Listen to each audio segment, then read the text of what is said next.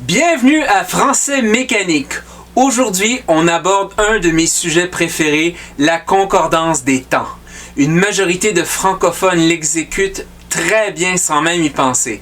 Je vais donc focaliser mon attention sur comment rendre la gymnastique linguistique amusante avec la concordance des temps.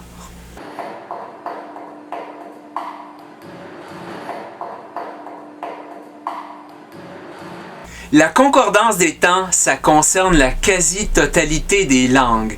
Je vais parler ici surtout des langues latines, à commencer par le latin. En latin comme en français, la proposition principale peut être au présent, au passé ou au futur. La proposition subordonnée, quant à elle, peut exprimer ce qui est arrivé en même temps que la principale, simultanéité, ce qui est arrivé avant, antériorité, ou ce qui va arriver ou qui pourrait arriver, postériorité. C'est là qu'on tombe dans les subjonctifs. Présent, parfait, imparfait, plus que parfait. En français contemporain, le subjonctif parfait n'existe pas, mais on a le subjonctif passé. En français contemporain, l'application est moins rigoureuse qu'en latin, mais elle demeure valide. Admettons que la proposition principale soit au présent de l'indicatif, la proposition subordonnée devrait être au présent du subjonctif. Par exemple, je veux que tu prennes le temps qu'il faut. Par contre, si la subordonnée est antérieure à la principale, il faut que le subjonctif soit au passé. Par exemple, je doute que tu aies pris le temps qu'il fallait. Viendras-tu au chalet en fin de semaine? Tu veux que je vienne au chalet? Ce serait drôle que tu sois là. Il va-t-il y avoir de la boisson? Ben oui, que je sache. D'accord.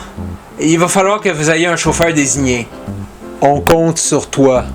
Si la principale est au passé de l'indicatif ou du conditionnel ou à l'imparfait, la règle stricte serait de mettre la subordonnée à l'imparfait du subjonctif. Par exemple, j'aurais souhaité que tu prisses le temps qu'il fallait ou je souhaitais que tu prisses le temps qu'il fallait. C'est en cela qu'en français contemporain, l'application de la concordance des temps est moins rigoureuse qu'en latin. Il est correct de mettre la subordonnée au présent du subjonctif. Par exemple, j'aurais souhaité que tu prennes le temps qu'il fallait, ou bien je souhaitais que tu prennes le temps qu'il faut. En outre, si la subordonnée est antérieure à la principale qui est déjà au passé, on devrait employer le subjonctif plus que parfait. Par exemple, j'aurais souhaité que tu eusses pris le temps qu'il fallait. Mais, de nouveau, en français contemporain, l'application de la concordance des temps est moins rigoureuse qu'en latin. On peut donc dire « J'aurais souhaité que tu aies pris le temps qu'il fallait » ou bien « J'aurais souhaité que tu prennes le temps qu'il faut ». Je viens de me séparer. Désolé. J'aurais souhaité que ça se passe autrement. Que ça se passa autrement. Que ça soit passé autrement. Que ça se fût passé autrement. Je pense à ça, y a pas de futur comme tel.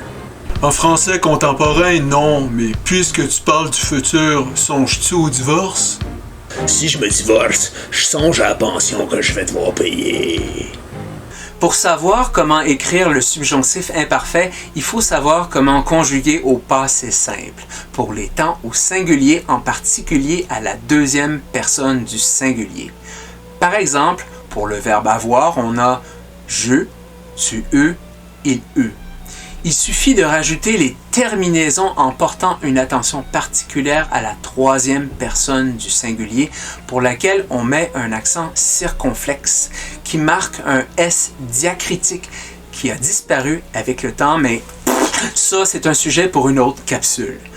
Donc, que j'eusse, que tu eusses, qu'il eût, que nous eussions, que vous eussiez, qu'ils eussent. Et c'est ici que le party commence parce que la conjugaison au subjonctif imparfait occasionne des homophones délectables. Sais-tu ce qu'il eût fallu que tu fisses à ton fils? À mon fils? Ou bien mieux encore, pour que tu plus à plus de Vestale. Vestale, c'est pas une prêtresse vierge, ça? Pour qu'elles entretassent le feu sacré. Il fait chaud chez toi? Ce qu'il eût fallu que tu suces pour que jouisse de ta bouche ta félicité. qui m'a félicité à propos de ma bouche?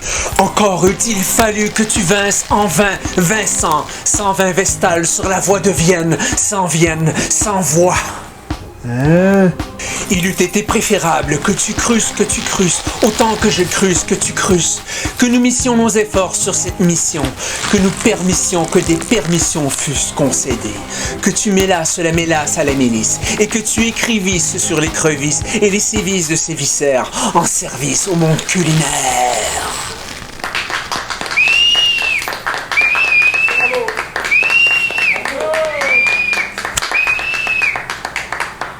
Man, qu'est-ce que t'as fumé?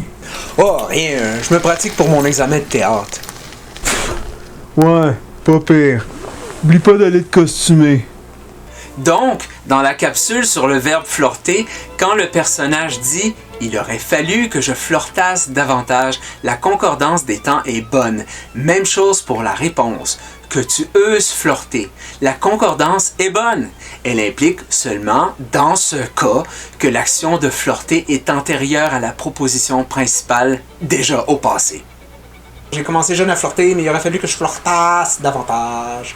Que tu euses flirter davantage, je pense. À propos de la postériorité, plus spécifiquement, le futur hypothétique possible mais incertain, marqué dans la proposition principale par le présent du conditionnel, on devrait adopter le subjonctif imparfait dans la subordonnée.